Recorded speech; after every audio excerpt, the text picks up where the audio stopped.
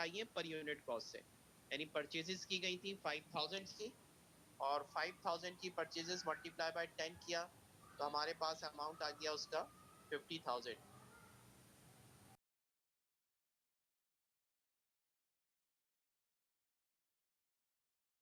अंदर जो है वो उनके सेल्स के जो ड्राइवर थे उनकी गाड़ियों में चले गए, तो हमने 500 जो है उसमें से निकाल कर सेलिंग एक्सपेंस में, और 4600 मल्टीप्लाई बाय 10, 46,000 डायरेक्ट मटेरियल में चले गए। फिर डायरेक्ट मटेरियल में वर्क इन प्रोसेस में आप चेक करें तो वर्क इन प्रोसेस में ये डेबिट हो रहे हैं।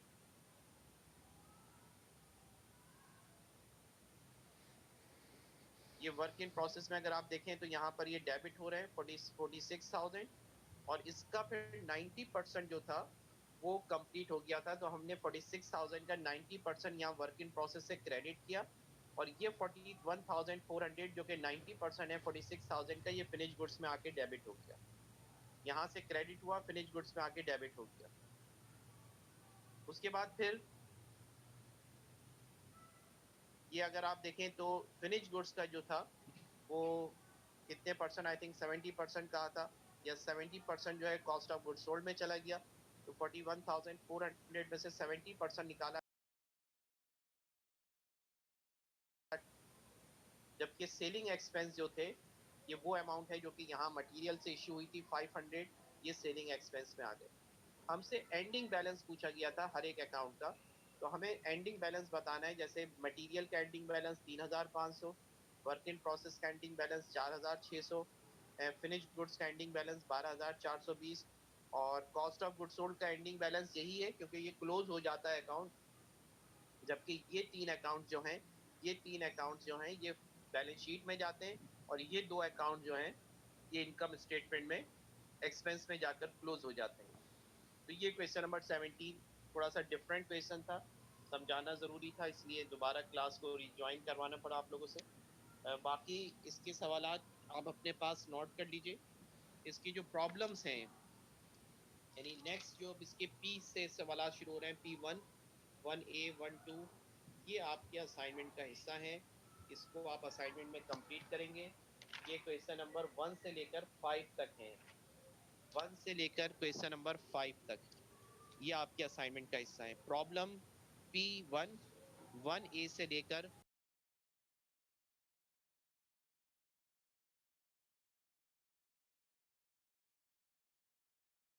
पे गूगल क्लासरूम पे।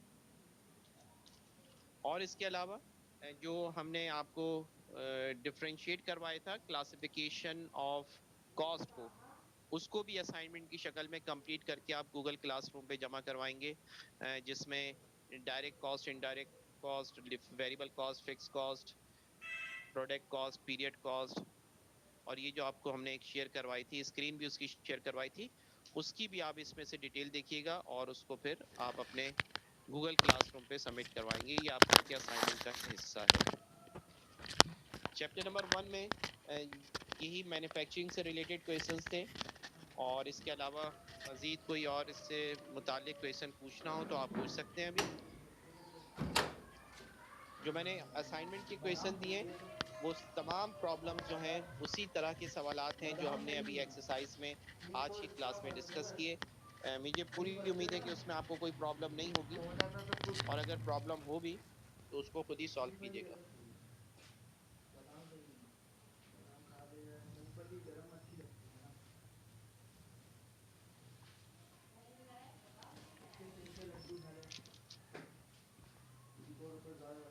Any question?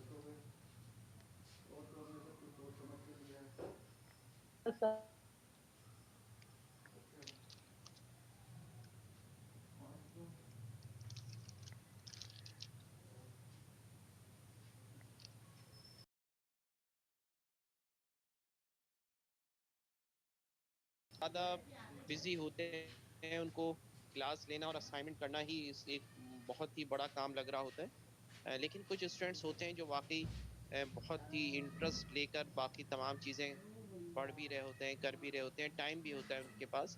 तो उनको मेरी एडवाइस ये है कि ये जो चैप्टर्स हैं इसको रीड ज़रूर किया करें। बहुत सारी चीज़ें ऐसी होती हैं जो लेक्चर्स में नहीं बताई जा रही होती या नहीं टाइम होता उसको डिस्कस करने का, वो आप जब चैप्टर्स रीड करेंगे तो आपके पास उससे काफी ज्यादा आपकी नॉलेज में इजाफा होगा। रीडिंग से समझे कि जितनी ज्यादा रीडिंग के जरिए से इंफॉर्मेशन आती है, किसी और कम्युनिकेशन ऐसी नहीं है जिससे जरिए आप मैक्सिमम इंफॉर्मेशन हासिल कर।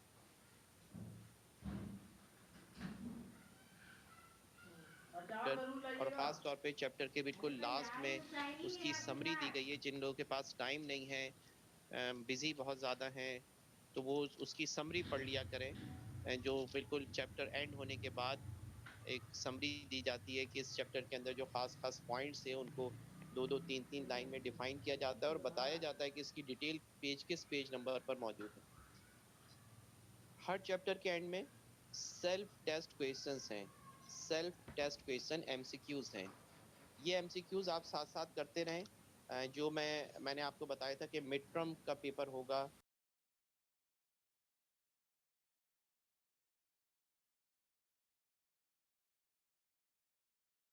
चैप्टर के अंदर भी अगर आप देखें तो आपके पास चैप्टर की एक्सरसाइज शुरू होने से पहले, ब्रीफ एक्सरसाइज शुरू होने से पहले एमसीक्यूज दिए गए सेल्फ टेस्ट क्वेश्चन के नाम से। हर चैप्टर में 15-20, जैसे कि मैं देख रहा हूँ इसके अंदर 15 हैं, इससे ज़्यादा नहीं होंगे, ज़्यादा 16-17 होंगे। और पहले इसको खुद कोशिश करें करने की, और अगर इसमें कोई प्रॉब्लम लगती है, आपको चेक करना है कि आपने सही किया है गलत किया है, तो इसके आंसर्स भी आपको गिवन हैं। और वो आंसर्स बिल्कुल जब पेज यानी चैप्टर एंड हो जाता है और नया चैप्टर शुरू होने वाला होता है, उसके सबसे लास्ट में यानी चैप्टर के बिल्कुल डेड एंड के ऊपर जो है वो answers of answer to self test questions given होते हैं। आप वहां से उसको चेक कर सकते हैं। तो इस तरह ये पूरी कोशिश करें कि ये सारी चीज़ें कंप्लीट हो जाए। असाइनमेंट्स की जो डेट है वो जो हमारी नेक्स्ट क्लास होगी उससे एक दिन पहले यानी ट्यूसडे तक आप ये असाइनमेंट जमा करवा दीजिएगा। पूरा वीक आपके पास मौजूद है, ट्यूसडे तक ये आप असाइनमेंट जमा करवा दीजिएगा। आज की क्लास में जो मैंने कुछ क्वेश्चंस अभी आपको डायरेक्ट वीडियो में दिखा रहा था, वो मैं अभी स्क्रीनशॉट लेकर उसको मैं शेयर कर दूंगा व्हाट्सएप ग्रुप के ऊपर। तो कुछ स्टूडेंट्स ऐसे होंगे जिनको प्रॉब्लम अभी भी हो रही हो, पास कॉपी कर लें और फिर बाकी सवालात भी उसी पैटर्न के मुताबिक अपने पास कर लें।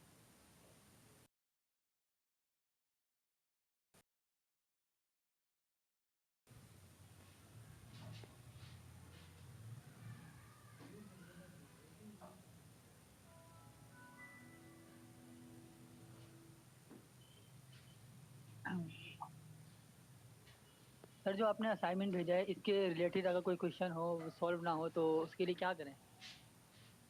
उसके लिए मैंने काम करवाया ना उसको देखें, फिर भी समझ में ना आए तो अपने क्लास फेलो से डिस्कस कर लें, और फिर भी समझ ठीक है, में ना आए तो जो समझ में आए वो करके भेज दें। ठीक है सर।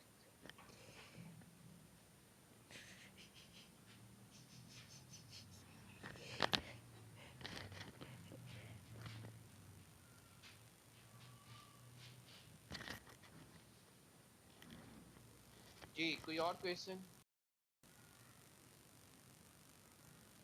असाइनमेंट के अंदर मैंने बताया प्रॉब्लम्स शुरू हो रही हैं, उसके 1A से लेकर 5A तक के क्वेश्चन असाइनमेंट में हैं। और जो डेफिनेशंस मैंने आपसे कहा था कि आप उनको अपने पास लिखिएगा, direct material, direct cost, indirect cost, वो असाइनमेंट का हिस्सा होंगे।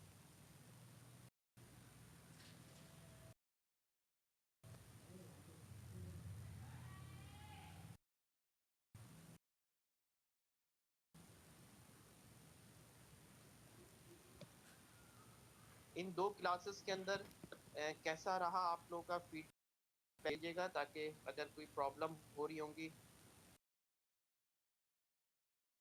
इस प्रॉब्लम को सॉल्व किया जाए। मुझे क्या तो अभी चैट के ऊपर बता दें, अगर के साथ ऐसा नहीं हो सकता कि 100% सबके सिग्नल्स आ रहे हो, कहीं ना कहीं नेट का इश्यू होता है, कहीं ना कहीं लाइट चली जाएगी। ये तो प्रॉब्लम आपको फेस करना होगी। और टाइमिंग भी लाजमी बात है, कुछ स्टूडेंट्स चाह रहे थे कि सुबह में क्लास हो जाए, लेकिन इस वक्त अभी फ़िलहाल मेरे लिए पॉसिबल नहीं है। अगर पॉसिबल होगा तो मैं बिल्कुल सुबह की टाइमिंग भी रख सकता हूँ। सर क्लास में तो कोई प्रॉब्लम नहीं है, लेकिन अगर इसकी रिकॉर्डिंग नहीं मिल रही, अगर वो अगर मिल जाए तो रिकॉर्डिंग के लिए मैंने कल जब इसकी मीटिंग के लिए शेड्यूल कर रहा था तो उसमें एक ऑप्शन था ऑटो रिकॉर्डिंग का, मैंने उसको ऑन तो कर दिया था। मैं चेक कर लूंगा कि अगर ऑटो रिकॉर्डिंग हो गई होगी तो मैं उसको ग्रुप आता कि अपने पास चेक कर लें, अगर रिकॉर्डिंग का ऑप्शन आ रहा है तो रिकॉर्ड कर लें, मेरी तरफ से सर कोई अगर ऑब्जेक्शन नहीं। सर अगर आप हमारे में से किसी का होस्ट बना देंगे तो वो इजीली रिकॉर्ड कर लेगा। ये भी मैंने सोचा था होस्ट बनाने का, लेकिन उसमें प्रॉब्लम ये आएगी कि वो होस्ट मैं चेंज हो जाऊंगा, फिर मैं होस्ट नहीं रहूंगा, होस्ट फिर वो हो जाएगा जिसको मैं बनाऊंगा। सर इसका एक इजी वे ये है कि आप इसकी रिकॉर्डिंग जो होगी ना वो गूगल पे ग्रुप पे शेयर कर दें, ज़्यादा बेहतर है। क्योंकि जी सर मैं काफ़ी चेक। स्टूडेंट्स के साथ प्रॉब्लम्स यही आती है कि किसी की लाइट नहीं होती, किसी को कुछ इशू, किसी को कुछ इश्यूज। तो इससे रिकॉर्डिंग से इजी हो जाएगी कि आपकी क्लास में मतलब कि चलेगी कौन सवाल करने हैं। मैंने आपको बताया कि मैंने आज ऑप्शन रखा था रिकॉर्डिंग का, अभी मैं बाद में चेक कर लेता हूँ, रिकॉर्डिंग अगर सेव हो गई होगी तो मैं शेयर कर दूंगा। इन केस अगर रिकॉर्डिंग नहीं हुई होगी, शेयर सेव नहीं हुई होगी, तो उसके लिए मैंने कहा था कि मोबाइल में हो सकता है कि शायद ये प्रॉब्लम आ रही हो, लेकिन मुझे कंफर्म है कि जो पीसी या लैपटॉप आप में से यूज कर रहे होंगे घर पर, वो इसको इजीली रिकॉर्ड कर सकते हैं अपने पीसी में या लैपटॉप में। ठीक है sir sir, thank you sir. Laptop तो यूज कर रहे हैं, लेकिन सर आपकी तरफ से परमिंग स्टार्ट होगी, वरना स्टार्ट नहीं होती। आज आपने ट्राई किया था? यस सर, अभी भी मैं ट्राई कर रहा हूँ कब से, लेकिन वो लिखा हुआ आ जाता है please ask the host to give your permission to record. Okay. Sir इसका बेहतरीन हल ये है कि आप ही ये कर सकते हैं, आप काइंडली देख लीजिएगा, अगर आपके पास सेव हो गई है तो